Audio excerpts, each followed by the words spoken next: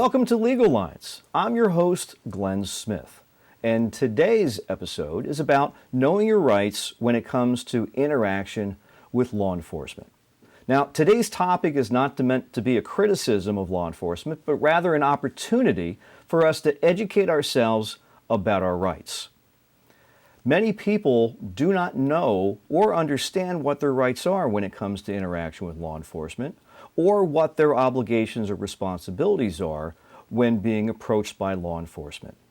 Today, Sandra Thompson's with us, and she's going to help us understand some of those rights.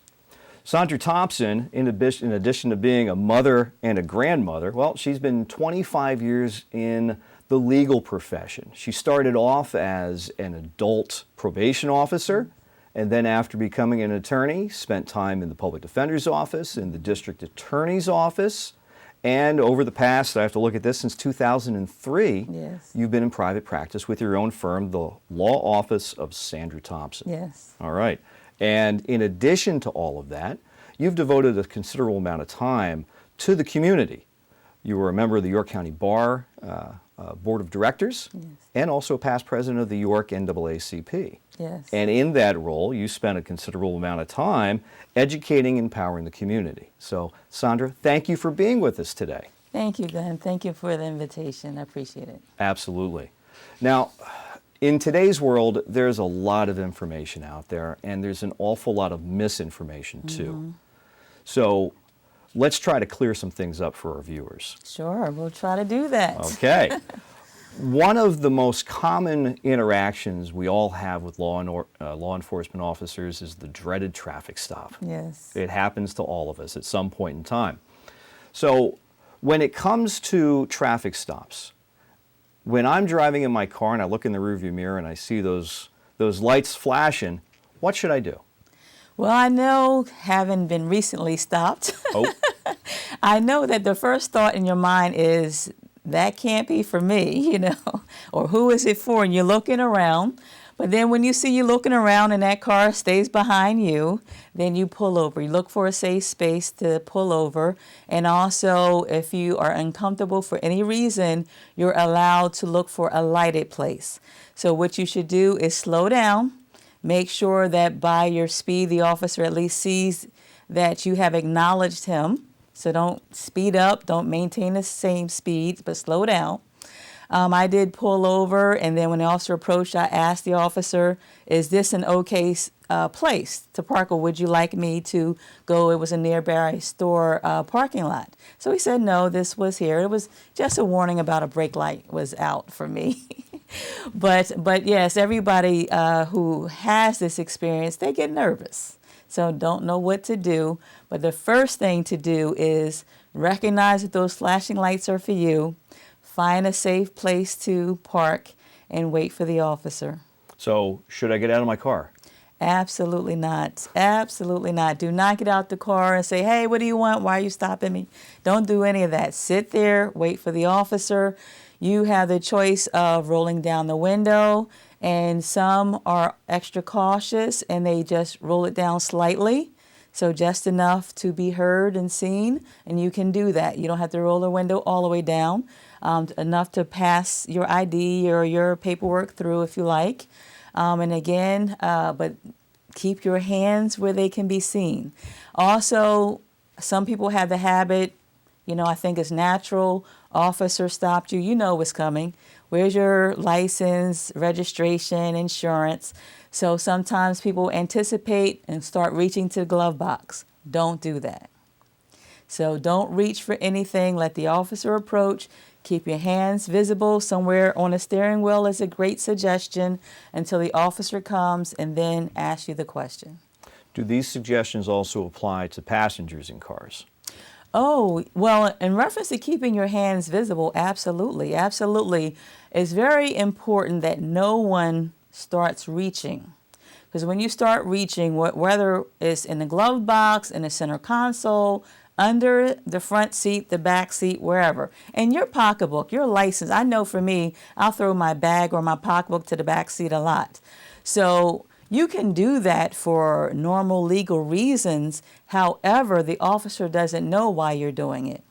And the first thing in their mind, because they're trying to protect themselves as well, is that you could be reaching for some weapon or you could be hiding some contraband.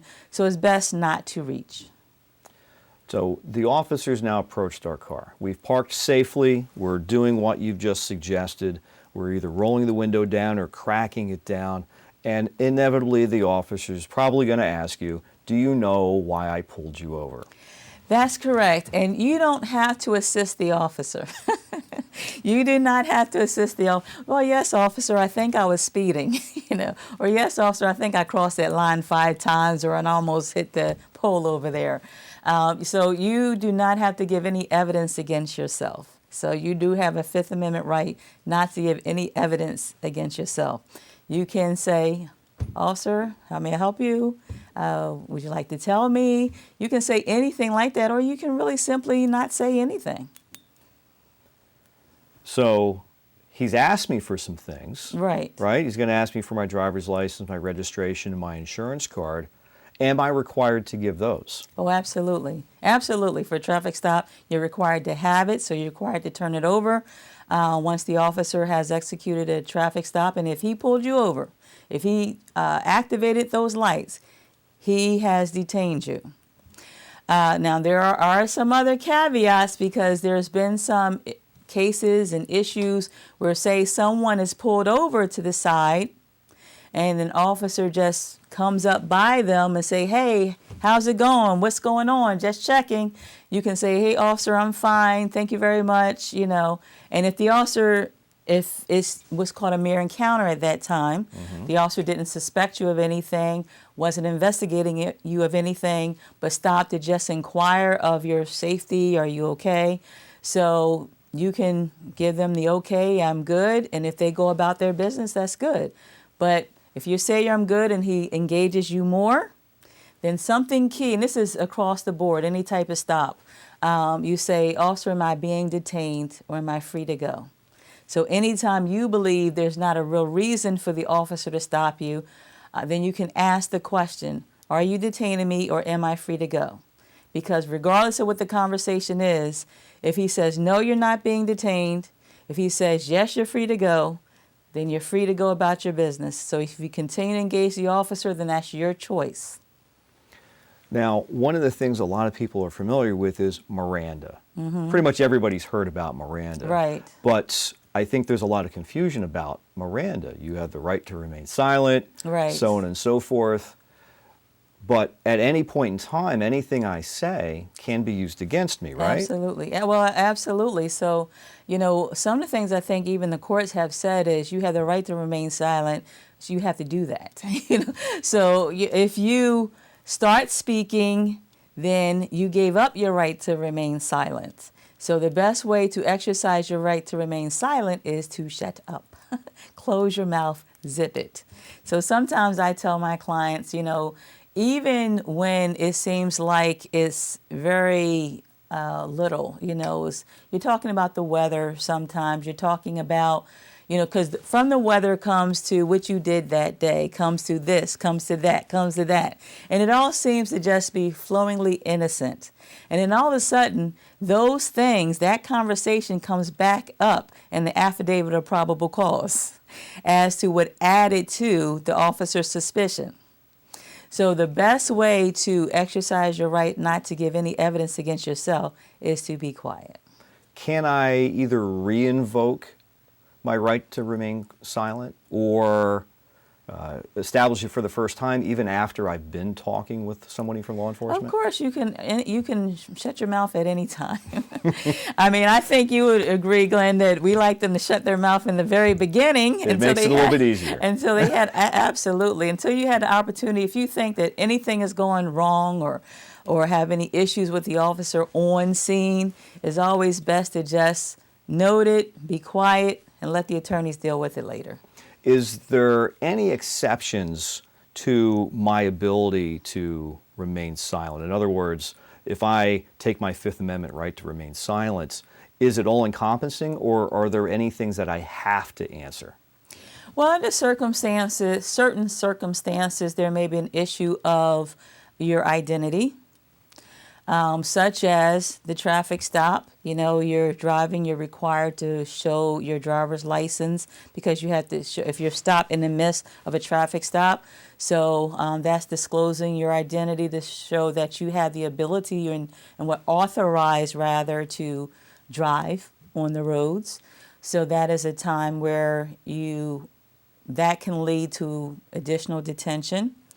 So if you're being investigated for something, then you may be required to identify yourself. However, again, there is a caveat because whereas what that will do if you don't turn over or identify yourself is lead to a greater detention, especially if they have reasonable suspicion that you are engaged in a crime, were, is, or going to be. But if you want to exercise your rights and allow the police officers to do their job, even if it's prolonged, you can do that. But one of the things that I think a lot of people get confused is when they say or think, I don't have to give you my name, and they give a false name. So there's one thing of remaining silent to not provide your name, because maybe you say Johnny Smith because you know Johnny Smith has warrants, so you don't want to give your name. So, that in that situation, if you give your name, then you're giving evidence against yourself, so you totally remain silent. But that means the officers are going to keep detaining you until they can identify you. But if you say, well, I don't believe they had a reason to stop me, they're asking me for my name, I know that my name has a warrant, so I'm going to say Mary Smith, or something like that. Now you've committed a crime. So now you gave false identification. So don't aggravate evidence against yourself in any way, shape, or form. So if you think giving your name if you don't want the encounter to end as soon as possible, and you think giving your name is going to lead you into a longer detention anyway, do not give a false name. Just remain silent. It's just better for you to remain silent. So as you said, just shut up. Absolutely. So one of the other rights that I have, which goes hand in hand with the right to remain silent, is I have the right to an attorney. Absolutely. At what point am I entitled to an attorney? The officer pulls me over. Am I able to yell out the window, I want my lawyer? Right. Again, it's always best, and I speak to people in the community a lot, and the community do take issue with not being able to be very vocal about their rights. They take issue of the suggestion to remain calm and to speak quietly, that they should have the right to to be boisterous, and if they want to curse because they believe they were falsely stopped or detained, then they should have that right to do so. But the reason why I, along with other attorneys I know who give the advice to remain calm and quiet and reserved at that point in time, is so you can get through it, so you can note circumstances more readily. The officer's height, weight, race, badge. You don't have to ask for the badge number, look for the badge number. The paperwork is going to have the badge number. So you can note what's going on and then have that information later for an attorney then to do their work. Because a lot of those arguments are legal arguments. Were the rights violated, all that type of stuff. So leave that work to the attorney later on. Now, sometimes, people vocalize their rights and then the officer does acknowledge it and move on from there. So it all depends. You never know what you're going to experience. So I always recommend get home. Great advice. Get home to fight another day. All right. Well, we're going to take a quick break and come back with Sandra in just a little bit so we can talk a little bit more about our rights.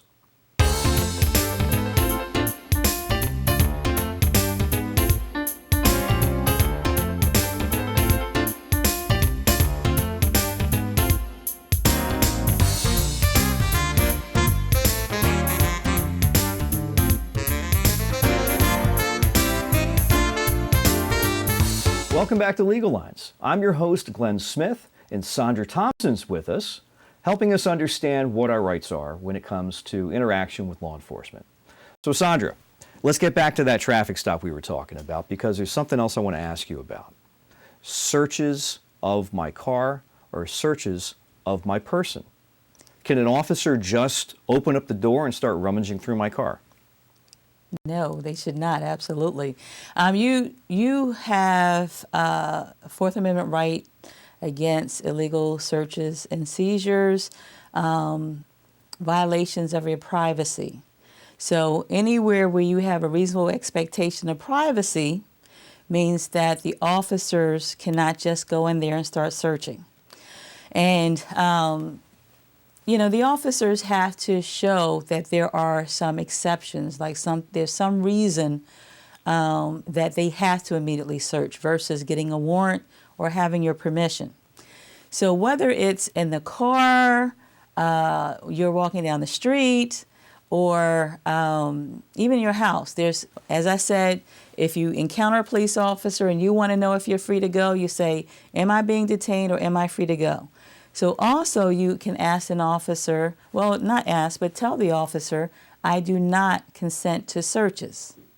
So an officer, and also it's very important to know, police are legally allowed to lie to you. Many people in the community, sometimes I'll see these legal television shows and somebody will say, if I ask you this, you got to tell me. It's the law, like right. Yeah, you'll see that. You have the drug right? deal and they'll go, I got to ask you, are you a cop? Exactly. Like, So, right, yeah, you got me, so I'm going to tell you the truth, So no, police officers are legally allowed to lie to you as a part of their investigation. So if a police officer asks you, can he search your pocketbook, your vehicle, whatever else, your pocketbook in your vehicle, whatever it is, you have the right to say, I do not consent to searches. What does that mean? Now that means that the officer has to communicate to somebody, if you ever complain, why he searched, that he had a reasonable suspicion and or a probable cause to search.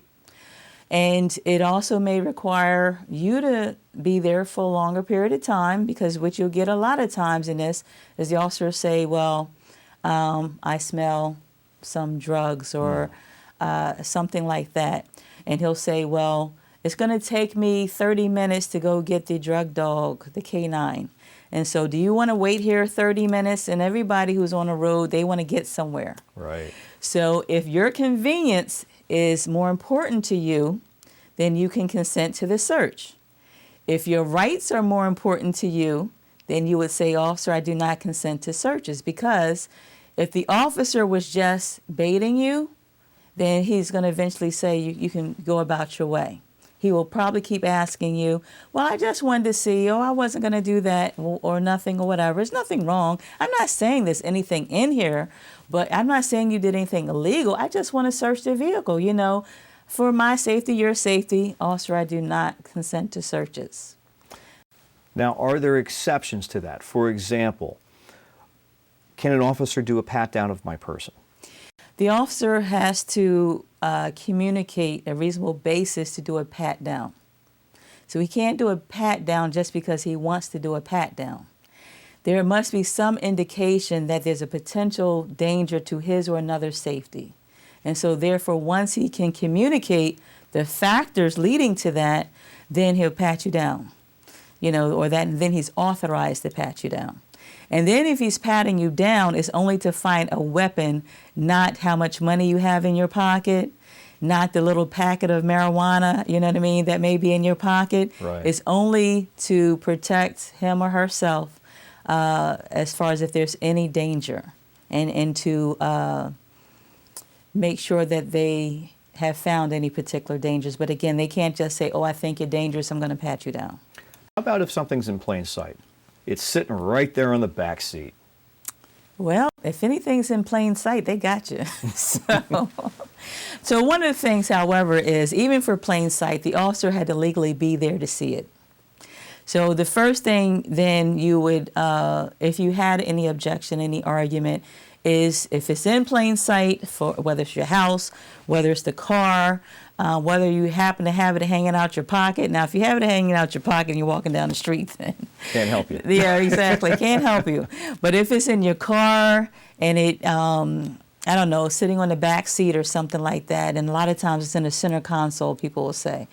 So, or also ask you to get out of your vehicle. And then when you get out of the vehicle, now they see something either on the seat or the floor. And a lot of times it looks like green leafy substance, could be leaves, could be marijuana. So, but you make the argument of whether or not the officer was legally there. So did they legally stop you in the first place? Did they legally enter your house in the first place to see whatever they saw? Great. We can be talking about this stuff for probably about 3 more episodes. Yes. So unfortunately, I'm going to move us along a little bit. We've had our interaction with the officer. I've now been detained. Mm-hmm. I don't agree. I think he's wrong. Right. I think he's violated my rights. I don't think he had probable cause. Whatever the case may be, what should I do? Well, again, you note it. You try to recall as best as you can the circumstances, because if he took you into custody, she took you into custody, then when you're able to, and again, that's a part of time, again, you can exercise your right to counsel, Sixth Amendment right, to say, I would like an attorney. And you must exercise your Fifth Amendment right to remain silent no matter what till that attorney appears or until you're released, then go speak to an attorney. But that's what you have the right to do. And then you present all those facts and factors and whatever evidence there is to that attorney. So the attorney can make the legal argument. As compared to me perhaps resisting or fighting the situation. Well, it is, again, unless your life or someone else's life is in danger, then yes, it's best not to do that, because you can get an assaultive charge against an officer, and the assault charge is not so easily defendable. So it all depends on what's going on, but it's not the easiest to defend. So even if the underlying charge, the reason that you got there in the first place might be dismissed, right, that charge against assaulting an officer could still stick. Right. It all depends on the facts, of course. Everything is fact dependent. But yes, don't put yourself in a position. I equate a situation like that to if you ever had, well, I think you do have young children, but if you ever had a situation where you ever see a 2-year-old overreact, something happened, they fall, it's like, she's an angel, it never happens. Right, exactly. And so I equate that to that. So say, you happen to tap the officer, now it's aggravated assault. Right. You tried to harm me. So don't even put yourself in that position. Okay. Let's move on to another scenario. Mm-hmm. I'm at my home, I get a knock on the door or the doorbell rings, and I open up the door, and there's an officer. Can he just come in? No, not without a warrant. So he has to have a warrant. So he has to have a search warrant if he wants to search your house, which means that he had to establish probable cause to some judge to say that he could search or needed to search, that he expected evidence to be located within the house, which means he had to have some recent information to say evidence was there and could still be there. Sometimes there's arrest warrants. So if they have an arrest warrant, they have to have probable cause to believe the person they're looking for is currently in the house. So, but short of an arrest warrant, and also about the arrest warrants, they can't be looking in your refrigerator for an arrest warrant. So if they said, I'm looking for Johnny, they shouldn't be looking in your cabinets unless he's really short. Well, right, exactly. But so they can't, so right. So that's not all inclusive if they have an arrest warrant. And also, again, this is the whole issue of, that's another thing about plain view. So it's a test, were they legally there? So they say, I came in because I have an arrest warrant for Johnny, and they push their way through, and they can't establish that they reasonably believe Johnny was presently there after presumably you already told them Johnny wasn't. then that would be a basis to challenge whatever they saw in quote unquote plain sight. But other than an arrest warrant or search warrant, if an officer come knocking on your door and say, hey, I want to perform a safety check, you can say, no, thank you. We're all good here. And you don't have to open the door. You can look through the window. You can speak to them through the door. A lot of people have rings now, those ring bells. So speak to them. How may I help you? Doing a safety check. So again, unless they have a legal reason to be there that allows them to assert their will over yours, then you can say no. Do I have a right to see the warrant? Absolutely. When I get it, what should I be looking for? Well, you should be looking for when it was authorized. There's a date. If it's a search warrant, there's a date and time that they can perform it. And this is the thing. People speak about whether or not officers actually give it to them at front or at the end or at all. But yes, you have a right to see the warrant, name of the person they're looking for, items they're looking for, residence address, their description of the residence or car, whatever it is that they're looking for to make sure. Well, this happens with apartments a lot. It's a building that's on there. They have A, and you may be B. So then, if they have A and you're B, they're not necessarily authorized to come into your apartment. Right. So, but again, that may not be the time to assert that will to the officers. You can let them clearly know you have not consented to the searches, but deal with it legally later. Well, we're getting close to the end of our show, so I want to move on to another situation. Okay. It's when an officer approaches you on the street. You're walking down the street, and an officer walks up and says hi. Hi, officer. Bye, officer. I equate that also to a homeless person. A homeless person walks up to you, says something. You make a choice. Will you engage them or not?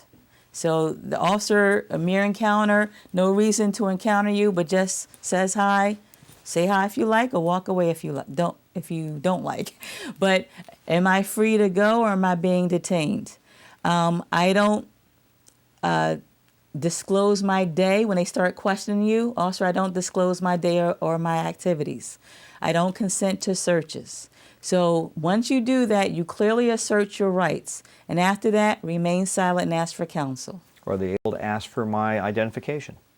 Again, it all depends. Do they have a reasonable basis to believe you were, or are going to commit a crime? Other than that, no, officer, I'm not giving you anything. Or just say no.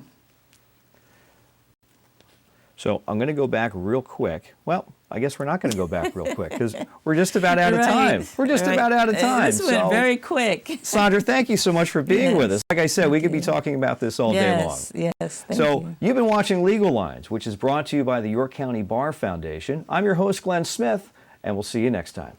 Thank you.